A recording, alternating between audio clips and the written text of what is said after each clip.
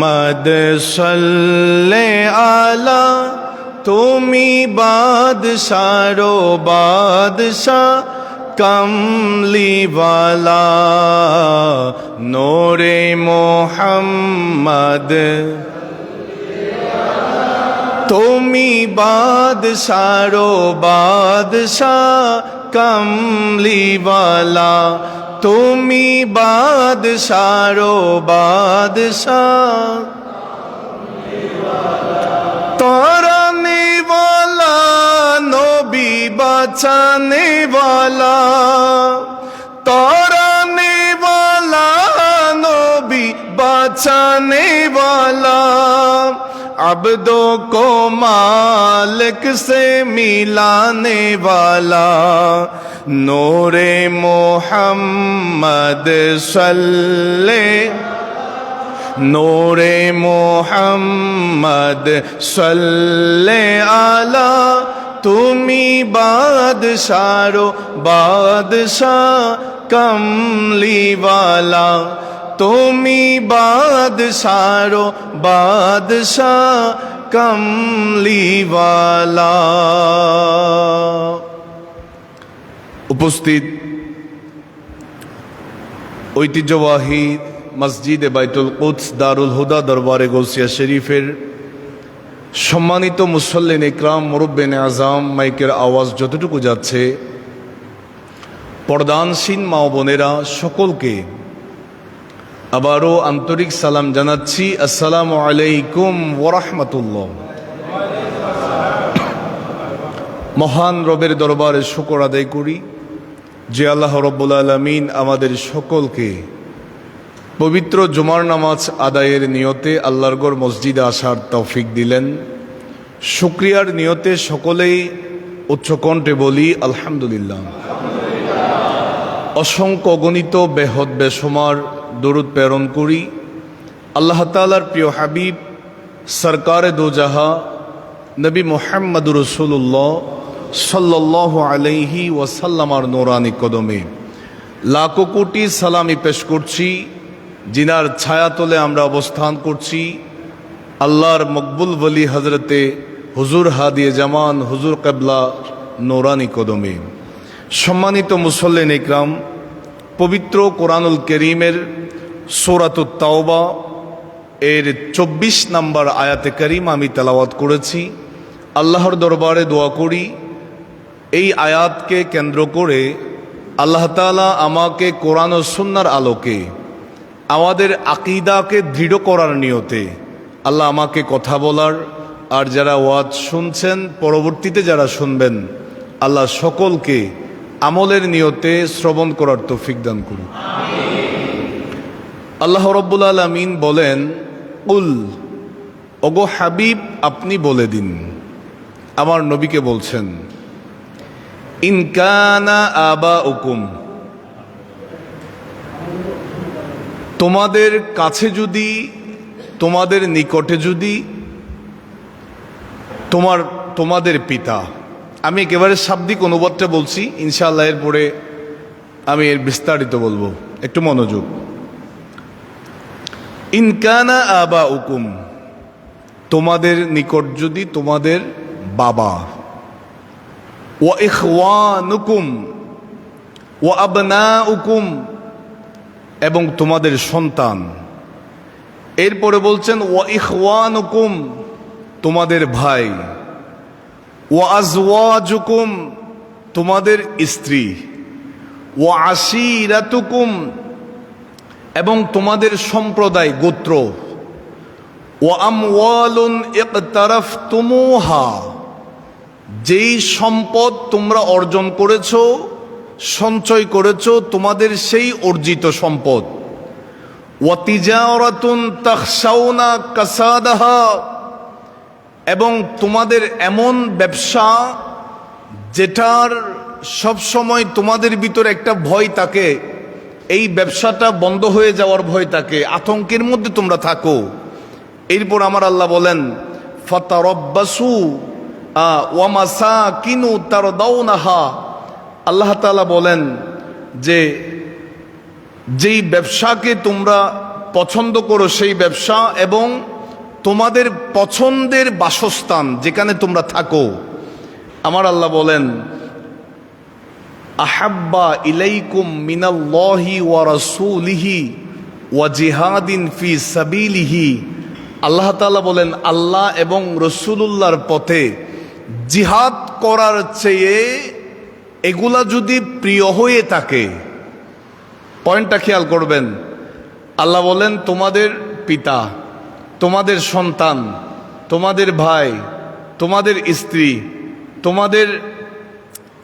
তোমাদের গোত্র সম্প্রদায়, তোমাদের অর্জিত সম্পদ, তোমাদের এমন ব্যবসা প্রতিষ্ঠান যেটা তোমরা হারিয়ে যাওয়ার ভয়ের মধ্যে থাকো, এরপরে বলে তোমাদের পছন্দের বাসস্থান, এগুলার চাইতে যদি, অর্থাৎ আল্লাহ এবং রসুলুল্লাহর পথে তোমরা যে জিহাদ করবে, সেই জিহাদ করার চেয়ে যদি যা বর্ণনা হয়েছে এগুলাকে তোমরা প্রাধান্য দাও, প্রায়োরিটি দাও, এগুলা যদি তোমাদের কাছে বেশি প্রিয় হয়ে থাকে, অর্থাৎ আল্লাহ এবং রসুলের চাইতে যদি তোমাদের সন্তান তোমাদের কাছে প্রিয় হয়, তোমাদের পিতা যদি তোমাদের প্রিয় হয়, তোমাদের ভাই যদি আল্লাহ রসুলের চাইতে বেশি পছন্দের হয়, তোমাদের বিবিরা যদি বেশি প্রিয় হয়, আমার আল্লাহ তাআলা বলেন, ফাতারাব্বাসু হাত্তা ইয়াতিয়াল্লাহু বিআমরিহি, তোমরা অপেক্ষা করো আল্লাহর নির্দেশ আসা পর্যন্ত,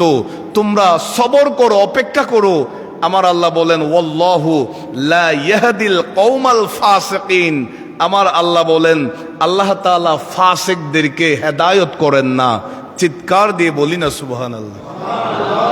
আরেকটু জোরে বলুন। এই লম্বা আয়াতে কারিমা থেকে আমাদের শিক্ষাটা হচ্ছে, ভাই বলেন, বোন বলেন, পিতা বলেন, মাতা বলেন, বিবি বলেন, প্রতিবেশী বলেন, বন্ধু বান্ধব বলেন, দুনিয়ার সম্পদ বলেন, সব কিছুর চাইতে আমাদের অন্তরের মধ্যে ভালোবাসা থাকতে হবে আল্লাহ এবং রসুলুল্লাহর প্রতি। কথা বলেন ঠিক কিনা? এই নির্দেশটা আমাদেরকে দিয়েছেন কি? আর একটু জোরে বলুন। মুত্তাফাকুন আলাই হাদিস, যেটা সহিহ বুখারীতে এবং মুসলিমে আছে, বুখারী শরীফের 15 নম্বর হাদিস। আমার নবী বলেন, লা ইউমিনু আহাদুকুম হাত্তা আকুনা আহাব্বা ইলাইহি মিন ওয়ালিদিহি ওয়া ওয়ালাদিহি ওয়ান নাসি আজমাইন। আল্লাহর নবী বলেন, তোমরা ততক্ষণ পর্যন্ত পরিপূর্ণ ইমানদার হতে পারবে না, কামেল ইমানদার হতে পারবে না, যতক্ষণ না এক কথায় সব কিছুর চাইতে আমি রসুলুল্লাহকে বেশি ভালোবাসবা না। আরেকটু জোরে বলেন। আমাদের এই অন্তরের মধ্যে ভালোবাসা থাকবে রসুলুল্লাহর। এই নির্দেশ আমাদেরকে দিয়েছেন কে? আরেকটু জোরে বলুন।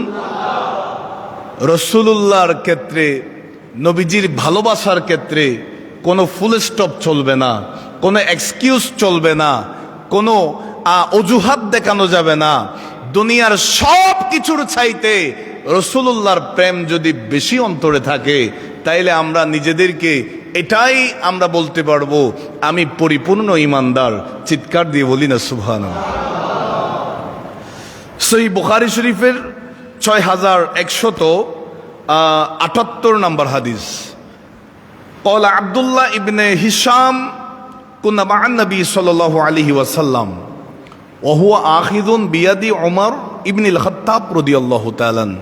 হযরত আব্দুল্লাহ ইবনে হিশাম রাদিয়াল্লাহু তাআলা বলেন, আমরা নবীজির সাথে ছিলাম, রাসূলুল্লাহর কদমে হযরতে ফারুকে আজম আসলেন। সুবহানাল্লাহ বলেন।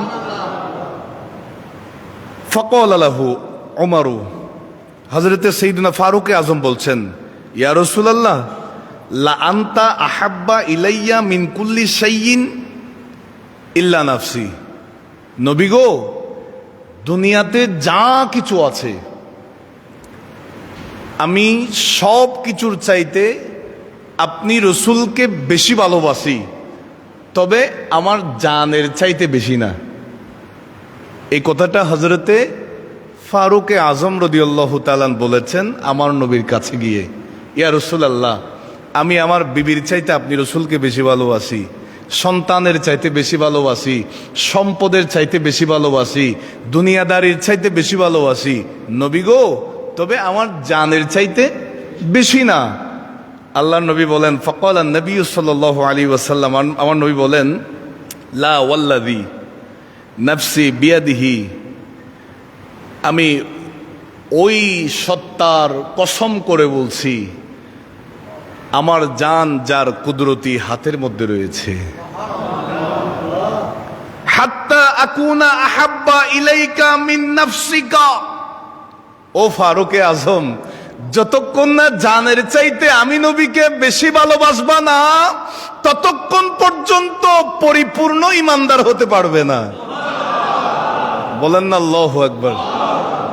আমার নবী বলেন, আমি আল্লাহর শপথ করে বলছি, আমি রসুলকে যতক্ষণ না জানের চাইতে বেশি ভালোবাসবা না, তোমার অন্তরে আমি রসুল্লাহর প্রতি যতক্ষণ না নিজের জানের চাইতে বেশি ভালোবাসা থাকবে না, ততক্ষণ পরিপূর্ণ ইমানদার নিজেকে দাবি করা যাবে। হযরতে ফারুক আযম রাদিয়াল্লাহু তাআলা এই কথাটা শুনে বলে, ফাকালা লাহু উমর, সাইয়েদুনা ফারুক আযম বলেন, ফাইন্নাহুল আন ওয়াল্লাহ, আল্লাহর কসম করে বলি, লা আনতা আহাব্বু ইলাইয়া মিন নাফসি, রসুল গো, আল্লাহর শপথ করে বলছি, এই মুহূর্ত থেকে আমি আপনি রসুলুল্লাহকে, আমি ফারুক আজম নিজের জানের চাইতে বেশি ভালোবাসি। বলেন না আল্লাহু আকবার। আল্লাহ নবী বলেন, ফাকালা নবী সাল্লাল্লাহু আলাইহি ওয়াসাল্লাম, আমার নবী বলেন, আল আন ইয়া উমর, এখন ঠিক আছে, এখন পরিপূর্ণ ইমানদার। বলেন না আল্লাহু আকবার। আল্লাহ আমাদের অন্তরেও জানের চাইতে আমরা নবীকে বেশি ভালোবাসতে পারি, এই ভালোবাসা আমাদেরকে দান করুক। আর একটু জোরে বলে। দুনিয়ার সব কিছুর ক্ষেত্রে আপোষ থাকতে পারে, তবে রাসূলুল্লাহর প্রেমের ক্ষেত্রে কোনো আপোষ চলবে না, আকীদার ক্ষেত্রে কোনো আপোষ চলবে না। হযরতে রাসূল করিম সাল্লাল্লাহু আলাইহি ওয়াসাল্লাম একজন ইহুদি থেকে কিছু কর্জ নিয়েছেন। আমার নবীর সাথে সবার সাথে একটা ভালো সুসম্পর্ক ছিল। নির্দিষ্ট তারিখ বলেছেন, এই তারিখে আমি তোমার কর্জটা পরিশোধ করে দিব। আল্লাহর নবী কর্জ দিয়েছেন, ওয়াদা মোতাবেক কর্জও পরিশোধ করে দিয়েছেন। হঠাৎ আমার নবী একদিন বের হয়েছেন, রাস্তায় ওই ইহুদি রাসূলুল্লাহর পথ আটকিয়েছে। বলে যে, হে ইসলামের নবী, আপনি আমার কাছ থেকে কর্জ নিয়েছেন, কর্জ পরিশোধ করেন নাই কেন? কর্জ দেন। নাউজুবিল্লাহ বলেন। আরেকটু জোরে বলেন। আল্লাহর নবী সরকারে দো আলম সাল্লাল্লাহু আলাইহি ওয়াসাল্লাম ওই ইহুদিকে বলে, ও ইহুদি, আমি তোমার কাছ থেকে কর্জ নিয়েছিলাম, তোমাকে নির্দিষ্ট তারিখ দিয়েছিলাম, আমি তো সেই তারিখ মোতাবেক তোমার কর্জটা আমি পরিশোধ করে দিয়েছি। ইহুদি বলে, অস্বীকার করে, সেই বলে আপনি আমার কর্জ পরিশোধ করেন নাই, কর্জ দেওয়া লাগবে।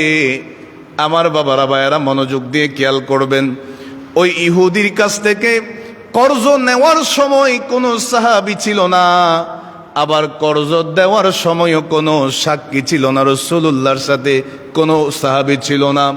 এমন টাইমে ওই ইহুদি নবীজির শানে বড় বেয়াদবি করছিল, আল্লাহর নবীর পথ আটকিয়ে রেখেছে। এমন টাইমে একজন সাহাবী সেই জায়গা দিয়ে যাচ্ছে, আমার নবীকে দেখা মাত্র ওই সাহাবী দাঁড়িয়ে গিয়েছে। সেই যখন বুঝতে পেরেছে ওই ইহুদি কর্জ নিয়েছে, কর্জ দিয়েছে, পরিশোধ করার পরে অস্বীকার করছে, সেই সাহাবী বলে, ইয়া রাসূলুল্লাহ, ইয়া হাবিবাল্লাহ, আপনি যে কর্জ পরিশোধ করেছেন, আপনার পক্ষে আমি সাক্ষী রয়েছি। জোরে বলে বলেন আল্লাহু আকবার। আল্লাহর নবী বলেন, তুমি তো ছিলা না আমি কর্জ দেওয়ার টাইমে, কি কারণে তুমি বলছো আমি যে ইহুদিকে কর্জ দিয়েছি এটার তুমি সাক্ষী আছো? ওই সাহাবী চোখের পানি ছেড়ে দিয়েছে, ইয়া রাসূলুল্লাহ, ইয়া হাবিবাল্লাহ, আমরা মূর্তি পূজা করতাম, আমরা আগুন পূজা করতাম, আমরা পাথর পূজা করতাম। ইয়া রাসূলুল্লাহ, ইয়া হাবিবাল্লাহ, আপনি আমাদের কাছে এসে আল্লাহর ওয়াহাদানিয়তের পরিচয় তুলে ধরেছেন। মূর্তি পূজা ছেড়ে আল্লাহ তাআলার ইবাদতের মধ্যে আমাদেরকে নিয়ে এসেছেন। রাসূল গো, দুনিয়ার সব কিছুর মালিক একজন, আল্লাহ যে একক, আল্লাহ যে একজন আছে, এটা তো আপনি রাসূলুল্লাহর জবানে শুনে বিশ্বাস করেছি, চোখে কখনো দেখি নাই। ইয়া রাসূলুল্লাহ, ইয়া হাবিবাল্লাহ, আমরা জান্নাত চোখে দেখি নাই, আপনি নবীর জবানে শুনে বিশ্বাস করেছি। আমরা জাহান্নাম চোখে দেখি নাই, আপনি নবীর জবানে শুনে বিশ্বাস করেছি। ইয়া রাসূলুল্লাহ, আপনি রাসূলুল্লাহর নূরানি জবান মুবারকে ইসলামের কথা শুনে বাপদাদার ধর্ম ছেড়ে দিয়েছি, মূর্তি পূজা ছেড়ে দিয়েছি। রাসূল গো, আমরা যদি এত বিশাল বিশাল বিষয়গুলা যদি না দেখে বিশ্বাস করতে পারি, ওয়াল্লাহি আল্লাহর কসম করে বলি নবী গো, আপনি যে ওই ইহুদিকে কর্জ দিয়েছেন এই ব্যাপারে কোনো সন্দেহ নাই, তার কর্জ যে আপনি পরিশোধ করেছেন সেই ব্যাপারে কোনো সন্দেহ নাই। ইয়া রাসূলুল্লাহ, ইয়া হাবিবাল্লাহ, আপনার সেই ব্যাপারে, সেই কর্জ পরিশোধের ব্যাপারে আপনার পক্ষ হয়ে আমি সাক্ষী দেওয়ার জন্য রাজি আছি। জোরে বলে, আরো জোরে বলুন। সাহাবায়ে কেরামদের অন্তরে রাসূলুল্লাহর প্রেম এমন ছিল। সাহাবী বলেন, নবী গো, আল্লাহকে তো দেখি নাই, আপনার জবানে শুনেছি এক আল্লাহ আছে, বিশ্বাস তো করে ফেলেছি। ইয়া রাসূলুল্লাহ, মূর্তি পূজা করতাম, ইসলামকে তো চিনতাম না, জানতাম না। আপনি নবী বলেছেন ইন্নাদ দীনা ইনদাল্লাহিল ইসলাম, আল্লাহর কথা, আল্লাহর পছন্দের ধর্ম হচ্ছে ইসলাম, আর কোন ধর্ম নাই। আমি বাপদাদার ধর্ম ছেড়ে দিয়ে আপনার ইসলামে চলে এসেছি। ইয়া রাসূলুল্লাহ, আপনি নূরানি জবানে বলেছেন ভালো কাজ করলে জান্নাতে যাবে, খারাপের মধ্যে থাকলে জাহান্নামে যাবে। নবী গো, জান্নাত কেমন দেখি নাই, জাহান্নাম কেমন দেখি নাই, আপনি নবীর জবানে শুনে শুনে ভালো রাস্তায় আছি জান্নাতে যাওয়ার জন্য। এটা তো এই বিষয়গুলোর চাইতে বড় কিছু না। আপনি রাসূল যে কর্জ পরিশোধ করেছেন এটা আমি মনে প্রাণে বিশ্বাস করি। বলেন না আল্লাহু আকবার। আমার বাবারা, ভাইয়ারা, ইসলামের ইতিহাস যখন আপনি স্টাডি করবেন, আল্লাহর নবীর প্রেমে দিওয়ানা, ইসলামের জন্য কোরবান হয়ে গেছে এমন একটা পরিবার ছিল। হযরতে সুমাইয়া রাদিয়াল্লাহু তাআলা আনহা, আল্লাহর নবীর পাগল সাহাবিয়া, যেই কিনা ইসলামের ইতিহাসে মহিলাদের মধ্যে সর্বপ্রথম শহীদ হয়েছেন, মহিলা শহীদ হযরতে সুমাইয়া রাদিয়াল্লাহু তাআলা। আল্লাহর নবীর নূরানি জবানে কলমা পড়ে মুসলমান হয়েছেন। তিনার স্বামী হযরতে ইয়াসির রাদিয়াল্লাহু তাআলা, তিনিও ইসলাম কবুল করেছেন, ঈমানদার হয়ে গেছেন। মক্কা শরীফের মধ্যে ইসলামের প্রাথমিক সময়ে তারা কলমা পড়েছেন, ঈমানদার হয়েছেন। তিনাদের দুইজন সন্তান ছিল, হযরতে আব্দুল্লাহ রাদিয়াল্লাহু তাআলা, আরেকজনের নাম হচ্ছে হযরতে আম্মার রাদিয়াল্লাহু তাআলা, যিনাকে আম্মার ইবনে ইয়াসির রাদিয়াল্লাহু তাআলা বলা হয়।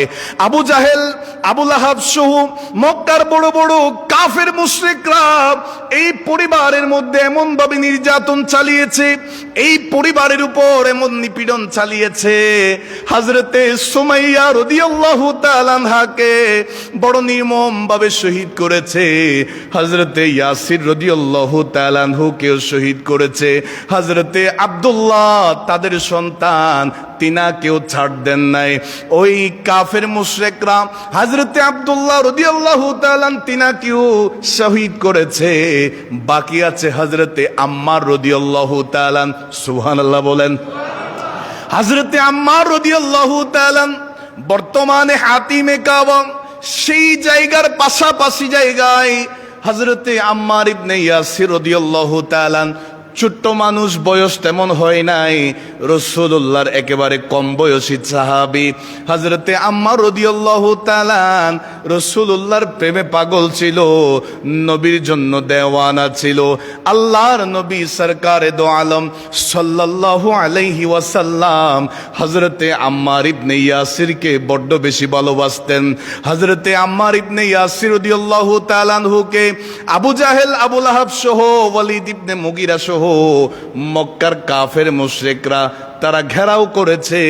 হযরতে আম্মার ইবনে ইয়াসিরকে ঘেরাও করার পরে বলে, এই আম্মার ইবনে ইয়াসির, ওই ইসলামের নবী মুহাম্মাদের কলমা ছেড়ে দাও, নয়তো তোমাকে বাঁচার কোনো সুযোগ নাই, তোমাকে আজকে আমরা এখানেই মেরে ফেলবো, হত্যা করব। তুমি যদি নিজের জান বাঁচাতে চাও, নিজের প্রাণ যদি বাঁচাতে চাও, ইসলামের নবীর ধর্ম ছেড়ে দাও, ওই মুহাম্মাদের নতুন ধর্ম ছেড়ে দাও, আমাদের ধর্মে আবারও ফিরে আসো। হযরতে আম্মার ইবনে ইয়াসির রাদিয়াল্লাহু তাআলা বলেন, ও আবু জাহেল শোনো, ও মক্কার বড় বড় কাফের মুশরিকরা শোনো, মানুষ দুনিয়াতে আসে একবার, দুনিয়া থেকে যাই মৃত্যুবরণ করে একবার। আমি আম্মার ইবনে ইয়াসির যদি, আল্লাহ যদি আমাকে দুনিয়াতে বারবার পাঠাইতো, আমি আল্লাহর নবীর কদমে নিজের জানটা কুরবান করে দিতাম। জোরে বলে হযরতে আম্মার ইবনে ইয়াসির রাদিয়াল্লাহু তাআলা বলেন, জানের ভয় নাই, কারণ জানের চাইতে রাসূলুল্লাহকে বেশি আমি ভালোবাসি। আম্মার ইবনে ইয়াসির রাদিয়াল্লাহু তাআলা ছোট্ট মানুষ, বয়স একেবারে কম। ওই আবু জাহেল অর্ডার দিয়েছে, তাড়াতাড়ি কেরোসিন নিয়ে আসো, পেট্রোল নিয়ে আসো, আম্মার ইবনে ইয়াসিরকে আমরা এখানে জ্বালিয়ে ফেলবো, পুড়িয়ে ফেলবো। আমার বাবারা, বায়ারা, আল্লাহর নবীর সাহাবী হযরতে আম্মার ইবনে ইয়াসির রাদিয়াল্লাহু তাআলা দাঁড়ানো অবস্থায় কাফের মুশরিকরা ঘেরাও করে রেখেছে। তিনার মাথার উপর যখন কেরোসিন ঢেলেছে, পেট্রোল ঢেলেছে, হযরতে আম্মার ইবনে ইয়াসির রাদিয়াল্লাহু তাআলা চোখের পানি ছেড়ে কান্না করছে। ওই আবু জাহেল বলে, ও আম্মার ইবনে ইয়াসির, জান যদি বাঁচাতে চাও, ইসলাম ধর্ম ছেড়ে দাও, কলমা ছেড়ে দাও, ঈমান থেকে বের হয়ে আসো, আমাদের ধর্মে ফিরে আসো। এইভাবে যখন বলছে, হযরতে আম্মার ইবনে ইয়াসির রাদিয়াল্লাহু তাআলা একেবারে নিস্তব্ধ, কোনো কিচ্ছু বলেন নাই। এইদিকে আমার নবীর নোরানি কান মুবারকের মধ্যেই খবরটা চলে গেছে। আল্লাহর নবী যখন শুনতে পাইলেন আম্মার ইবনে ইয়াসির রাদিয়াল্লাহু তাআলা আনহুকে তারা নির্যাতন করছে, জ্বালিয়ে ফেলছে। সন্তান যখন কোনো কাজে, কোনো জায়গায় ব্যথা পায়, মা বাবা যেভাবে ঘর থেকে ছটফট করে বের হয়ে যায়, আল্লাহর নবীর পাগল সাহাবী হযরতে আম্মারের জন্য আমার নবী কামলিওয়ালা নবী হাতিমে কাবার সামনে দৌড়ে চলে আসলেন। হযরতে আম্মার ইবনে ইয়াসির রাদিয়াল্লাহু তাআলা আনহুকে দেখতে পাইলেন, তার মাথার উপরে আগুন জ্বালিয়ে দেওয়া হয়েছে, আগুন জ্বালানো শুরু হয়ে গেছে। আল্লাহর নবী সরকারে দো আলম সাল্লাল্লাহু আলাইহি ওয়াসাল্লাম আল্লাহর দরবারে নূরানি হাত মুবারক তুলে দিয়েছেন। আল্লাহ ওই নমরুদ হযরতে সাইয়্যিদুনা ইব্রাহিম খলিলুল্লাহকে আগুনের কুণ্ডলিতে ফেলেছে। ও আল্লাহ, তুমি মুহূর্তের মধ্যে আগুনের কুণ্ডলীকে শীতল করে দিয়েছো। আমি রাসূলুল্লাহ তোমার কাছে দুই কানা হাত তুলে দিয়েছি। আমার আম্মার ইবনে ইয়াসিরকে ওই কাফেরেরা আগুন দিয়ে জ্বালিয়ে ফেলছে। আমি নবী তোমার দরবারে দোয়া করছি, আমার আম্মার ইবনে ইয়াসিরের আগুনটা তুমি আল্লাহ চোখের পলকে শীতল করে দাও। হযরতে আম্মার ইবনে ইয়াসিরের জন্য রাসূলুল্লাহ দোয়া করা মাত্র সেই আগুন মুহূর্তের মধ্যে চোখের পলকে নিভে গেছে। আম্মার ইবনে ইয়াসির রাদিয়াল্লাহু তাআলা চোখের পানি ফেলে ফেলে ছোট বাচ্চার মতো হাউ মাউ করে নবীকে দেখে কান্না করে দিয়েছে। আমার নবী এক সেকেন্ডও দেরি করেন নাই, পাগল সাহাবী আম্মার ইবনে ইয়াসিরকে জড়িয়ে ধরেছে। চিৎকার দিয়ে বলি সুবহানাল্লাহ। আম্মার ইবনে ইয়াসিরকে জড়িয়ে ধরে আমার নবী অনেকক্ষণ ছিলেন। হযরতে আম্মার ইবনে ইয়াসির তারপরেও কান্না করছে। রসুল জিজ্ঞেস করলেন, ও আম্মার ইবনে ইয়াসির, কেন কান্না করছো? হযরতে আম্মার ইবনে ইয়াসির বলেন, রাসূল গো, মক্কার মধ্যে যদি আপনি জরিপ চালিয়ে দেখেন, আমি আম্মার ইবনে ইয়াসিরের চাইতে বড় গরিব সাহাবী দ্বিতীয় আর কেউ হবে না। ইয়া রাসূলুল্লাহ, ঘরের মধ্যে কোনো খাবার নাই, একদিন, 2 দিন, 3 দিন, 7 দিন পর্যন্ত শুধুমাত্র পানি খেয়ে থাকতে হয়, অনেক সময় একটা খেজুর খেয়ে থাকতে হয়।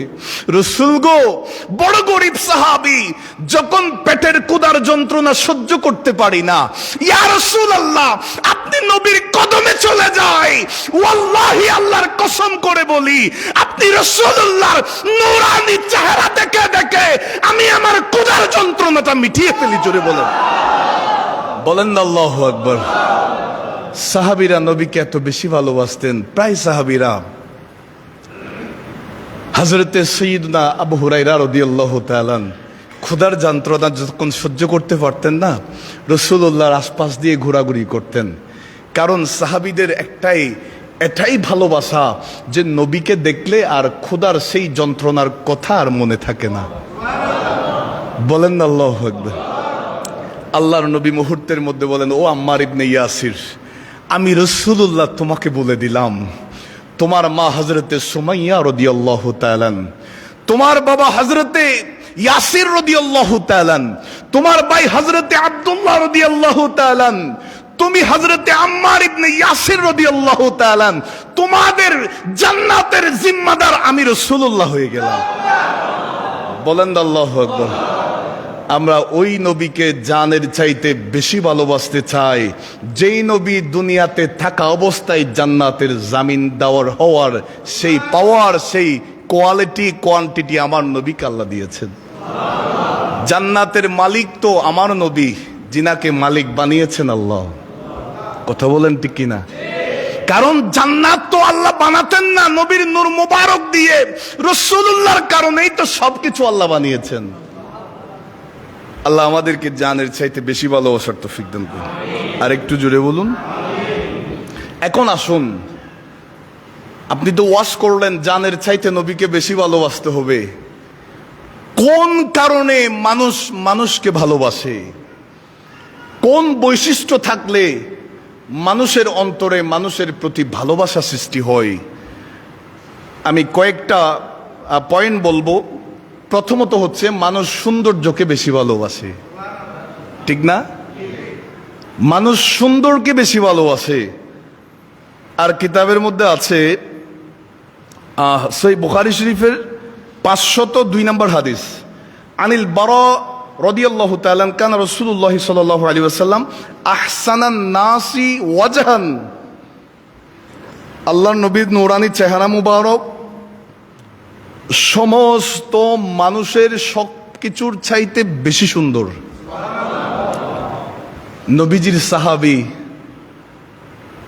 পূর্ণিমার চাঁদের রজনীতে আল্লাহর নবীকে দেখলেন, ইয়া রাসূলুল্লাহ, আমি কিছুক্ষণ চাঁদের দিকে তাকাই আর কিছুক্ষণ আপনি নবীর নূরানি চেহারার দিকে তাকাই।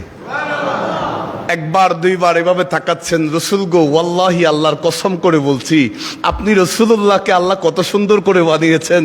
আমার নজর পূর্ণিমার চাঁদের দিকে যায় না, আমার নজর বারবার আপনি রাসূলুল্লাহর চেহারার দিকে ফিরে আসে। আমার নবীকে আল্লাহ সেভাবে বানিয়েছেন। হযরতে সাইয়্যিদুনা ইউসুফ আলাইহিস সালামকে দেখে মিশরের মহিলারা হাত কেটে ফেলেছে, খবর তাকে নাই। আর ইউসুফ নবী কত সুন্দর সেটা আমাদেরকে বুঝতে হবে। আর আমার নবী এমন নবী, যেই নবীকে আল্লাহ সমস্ত নবীদের নবী বানিয়েছেন। বলেন আল্লাহু আকবার। 2 নাম্বার, মানুষ জ্ঞান এবং জ্ঞানীকে ভালোবাসে। যার ভিতরে এলম আছে তারে ভালোবাসে, আবার এলমকেও মানুষ ভালোবাসে।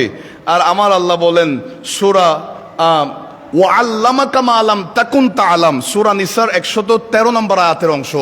আল্লাহ বলেন, ইয়া রাসূলুল্লাহ, আপনি যা জানতেন না আমি আল্লাহ আপনাকে সব জানিয়ে দিছি। আমার নবীর ভিতরে জ্ঞানের কোনো অভাব আছে? কারণ জ্ঞান নবীকে দিছেন কে? আরেকটু জুড়ে বলেন। যেই আল্লাহ দিয়েছেন, আমার আল্লাহ কি কোনো কিছুর কমতি দিয়েছেন? আল্লাহ আমাদেরকে বুঝার তৌফিক দান করুন। মানুষ দানশীলতাকে ভালোবাসেন। সুবহানাল্লাহ বলেন। ইহুদি এক মহিলা এবং মুসলমান এক মহিলার মধ্যে কথাবার্তা হচ্ছে। ইহুদি মহিলা বলছে আমাদের মূসা আলাইহিস সালাম অনেক উদারমনা একজন ব্যক্তি, নিজের প্রয়োজনীয় জিনিসপত্র ছাড়া কোনো কিছু রাখতেন না, সব কিছু দান করে দিতেন। সুবহানাল্লাহ বলেন। এমনভাবে করতেছে, বলতেছে, অর্থাৎ আমার নবীর তুলনায় মূসা নবীকে শ্রেষ্ঠত্ব প্রমাণ করছে। এখন মুসলিম নারী সেই ইমানদার সাহাবীর অন্তরের মধ্যে আঘাত লেগেছে। সমস্ত নবীদের মধ্যেই তো উদারতা আছে, সমস্ত নবীদেরকে তো আল্লাহ তাআলা দানশীল হিসাবে পাঠিয়েছেন, আমার নবীরও তো কোনো কিছুর কমতি নাই। তখন দুইজনের মধ্যে তর্কাতর্কি হচ্ছে, পরীক্ষামূলক বলে যে ঠিক আছে, তোমাদের নবীর কেমন দানশীলতা একটু দেখতে চাই, তোমাদের নবী কেমন উদারমনা একটু দেখতে চাই। ছোট্ট একটা বাচ্চা মেয়েকে রাসূলুল্লাহর কাছে পাঠিয়েছেন, তাফসীরের মধ্যে আছে আমার নবীর কাছে পাঠালেন। ওই বাচ্চাটা বলে, ওগো আল্লাহর নবী, আপনার জামাটা আমাকে দিয়ে দেন। সুবহানাল্লাহ বলেন। ওই সময় আমার নবীর শরীর মোবারকে জামা মোবারক ছিল শুধুমাত্র, আর কোনো অবশিষ্ট শুধু একটা। রাসূলুল্লাহ শরীর মোবারক ডাকলেন, আপনার নূরানি জামা মোবারকটা আমাকে। ছোট বাচ্চা এই জামা দিয়ে কি করবে? রাসূলুল্লাহর কাছে কেউ চাইলে কি খালি হাতে ফেরত আসে? আমার নবী তো আনা কাসিমুন ওয়াল্লাহু ইউতি, বলেন না আল্লাহু আকবার। নবীর দরবারে কেউ চাইলে ফেরত যায় না। ওই ছোট্ট অবুঝ মেয়েটা যখন বলে, রাসূল গো আপনার নূরানি জামা মোবারকটা দিয়ে দেন, আমার নবী নূরানি জামা মোবারক শরীর মোবারক থেকে খুলে ওই বাচ্চার হাতে দিয়ে দিয়েছে। রাসূলুল্লাহর হুজরা শরীফ থেকে বের হচ্ছেন না। সাহাবায়ে কেরামরা টেনশন করছে, নামাজের টাইম হয়ে গেছে, নবী কেন এখনো আসে না, নবী কেন এখনো হুজরা থেকে বের হয় না। আমার আল্লাহ কুরআনুল কারীমের সূরার মধ্যে নাজিল করে দিয়েছেন বনি ইসরাইলের 29 নম্বর আয়াতে, ওয়ালা তাবসুতহা কুল্লাল বাসতি, ইয়া রাসূলুল্লাহ দানশীল হবেন, উদারমনা হবেন, তবে কিছু কিছু ক্ষেত্রে ইয়া রাসূলুল্লাহ একটু লিমিটেশন থাকবেন। ইয়া রাসূলুল্লাহ যা আছে সব দিয়ে দিবেন না, কিছু রাখেন। চিৎকার দিয়ে বলি সুবহানাল্লাহ। আরো জোরে বলেন। আপনার ডানের হাতকে পরিপূর্ণভাবে খুলে দিবেন না, আমার আল্লাহ বলছেন। তখন ওই মহিলা বলে যে আমি বুঝতে পারছি, আখিরি জামানার নবী তিনি তো ইমামুল আম্বিয়া, বলেন না আল্লাহু আকবার। তাইলে মানুষ দানশীলকেও ভালোবাসেন। 4 নম্বরে মানুষ ইবাদতকারীকে ভালোবাসেন, যে বেশি ইবাদত করে তারে। আমরা নামাজ পড়ি 5 ওয়াক্ত, আর আমার নবীর উপর তাহাজ্জুদ নামাজও ফরজ ছিল। নবীর চাইতে ইবাদত বেশি করেছে দুনিয়াতে এমন কোন নজির পাওয়া যাবে? আল্লাহর নবী। 5 নম্বরে মানুষ হৃদয়বান ব্যক্তিকে ভালোবাসে, যার অন্তর নরম। আর আমার আল্লাহ সূরা আলে ইমরানের 159 নম্বর আয়াতে বলেন, ফাবিমা রাহমাতিন মিনাল্লাহি লিনতালাহুম, আল্লাহর রহমতে আপনি মুসলমানদের জন্য কোমল হৃদয়ের হয়েছেন। এরপর আমার আল্লাহ কি বলেন, ওয়ালাউ কুনতা ফাযযান গালিযাল কলবি লান ফাদ্দু মিন হাওলিক, ইয়া রাসূলুল্লাহ আপনি যদি কঠোর হৃদয়ের হতেন, রূঢ় হতেন রাসূল গো, তাহলে তারা আপনার কাছে আসতো না, আপনার কাছ থেকে আলাদা হয়ে যেত, বিচ্ছিন্ন হয়ে যেত।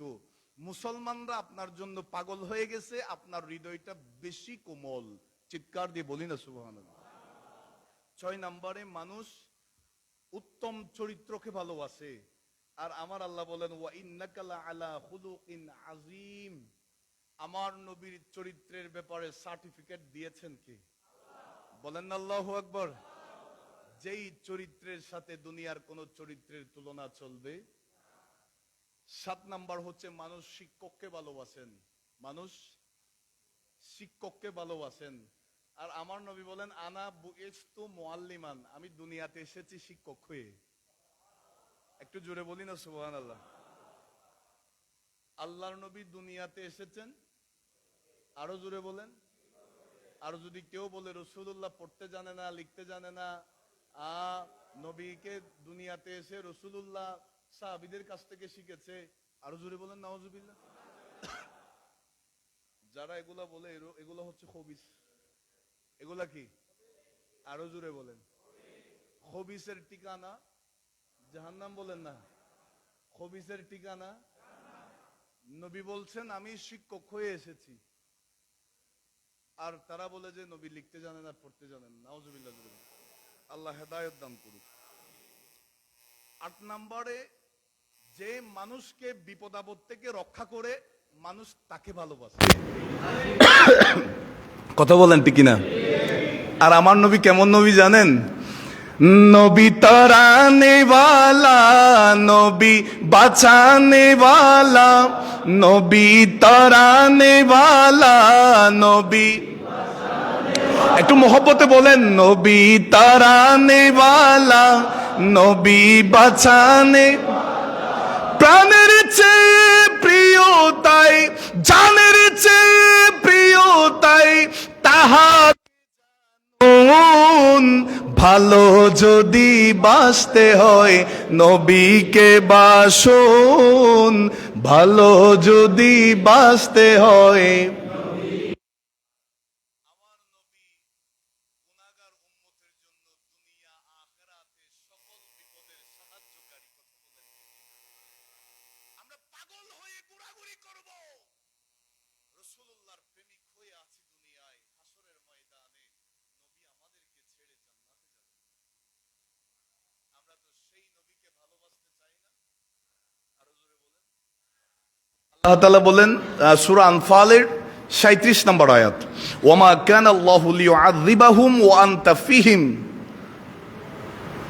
আল্লাহ বলেন আল্লাহ কখনোই তাদের কাছে আযাব নাজিল করবেন না যতক্ষণ আপনি তাদের মাঝে আছেন। সুবহানাল্লাহ বলেন। আপনি যতক্ষণ তাদের মাঝে অবস্থান করছেন তাদের উপর কোনো আযাব আসবে। আমার নবী আমাদের কাছে এখনো আসে না।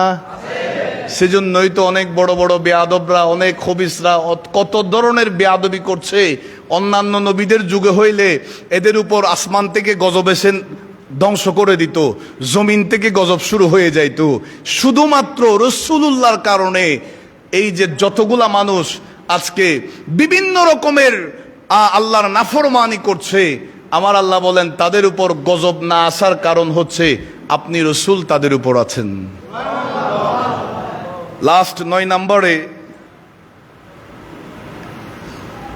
আমার নবীকে ভালোবাসার অন্যতম একটা কারণ হচ্ছে রাসূলুল্লাহ হলেন পরকালের মুক্তির দিশা, নবীজি হলেন মুক্তির দিশারি। কথা বলেন ঠিক কিনা? আমি যে কারণগুলা তুলে ধরলাম, যে পয়েন্টগুলা আমাদের সকলকে বুঝতে হবে। কোরআনুল কারীমে আল্লাহ তাআলা বলে দিয়েছেন, আমি শুরুতেই অনুবাদটা বলেছি, এক কথায় সবকিছুর চাইতে, সবকিছু মানে নিজের জানের উপরে আর কিছু আছে? নিজের জানের চাইতে নবীকে বেশি ভালোবাসাটাই হচ্ছে ঈমান। এই লাইনটা মনে রাখলে হয়ে যাবে। নিজের জানের চাইতে বেশি ভালোবাসাটাই হচ্ছে। এখন তো আমরা বিভিন্ন জায়গায় যে কোনো সময়ে কথাবার্তা ছাড়া আমরা ঈমান বেচতে 2 মিনিটও দেরি করি না। কথা বলেন ঠিক কিনা? আল্লাহর দরবারে ফরিয়াদ করি, এই অল্প সময়ে যা আলোচনা হয়েছে আমাদের একটাই শিক্ষা, নবীর প্রেমের বিষয়ে কোনো ফুল স্টপ চলবে না। রাসূলুল্লাহর প্রেমের ক্ষেত্রে, নবীর ভালোবাসার ক্ষেত্রে, নবীর তাজিমের ক্ষেত্রে কোনো এক্সকিউজ চলবে না। কথা বলেন ঠিক কিনা? যদি কেউ আমাদেরকে বাধা দিতে চায় মানা যাবে? আরো জোরে বলেন। আল্লাহ আমাদের সকলকে কবুল করুক। আকীদায়ে আহলে সুন্নাত ওয়াল জামাতের উপর আল্লাহ আমাদেরকে অটল অবিচল থাকার তৌফিক দান করুক। আর একটু জোরে বলুন আমিন। হুজুর সাইয়েদনা ইমামে হুসাইন রাদিয়াল্লাহু তাআলা যেভাবে 61 হিজরিতে কারবালার ময়দানে ওই এজিদ বাহিনীর কাছে নিজের মাথা নত করে নাই। কথা বলেন ঠিক কিনা? তিনার জান চলে যাবে সেটা তিনি বুঝতে পেরেছেন, জানের ভয় করেন নাই, ঈমান ছেড়ে দেন নাই, ঈমানকে রক্ষা করেছেন, ইসলামকে জিন্দা করেছেন। ইমামে হুসাইনের রক্তের বদৌলে আজকে আমরা আবার ইসলামকে নতুনভাবে পেয়েছি। ইসলাম তো সেই দিন কারবালার ময়দানে ওই ইয়াজিদ বাহিনীরা ধ্বংস করে দেওয়ার জন্য প্রয়াস চালিয়েছে, শরীয়তকে চেঞ্জ করে দিতে চেয়েছে, আমার নবীর দেওয়া ইসলামকে পাল্টিয়ে দিতে চেয়েছে। ইমামে হুসাইন বলেন, আমার জান চলে যাবে, ইসলাম থেকে যাবে, আমি আমার জান দিয়ে দিব, পৃথিবীর ইতিহাসে এই ইসলামকে জিন্দা করে রেখে যাব। সুতরাং এখান থেকে আমাদের এই শিক্ষা নিতে হবে,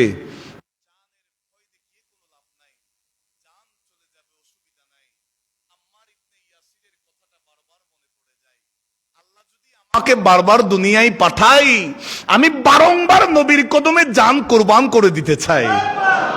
সাহাবায়ে একরামরা একটা সেকেন্ড, একটা পলক চিন্তা করে না নবীর প্রেমের বিষয়ে এত বেশি ভালোবাসেন। আল্লাহর দরবারে দোয়া করি, আল্লাহ আমাদের কলবটা নবীর প্রেমে ভরপুর করে দাও। ওয়া আখিরু দাওয়ানা আলহামদুলিল্লাহি রাব্বিল আলামিন। ওয়াসসালামু আলাইকুম ওয়া রাহমাতুল্লাহ।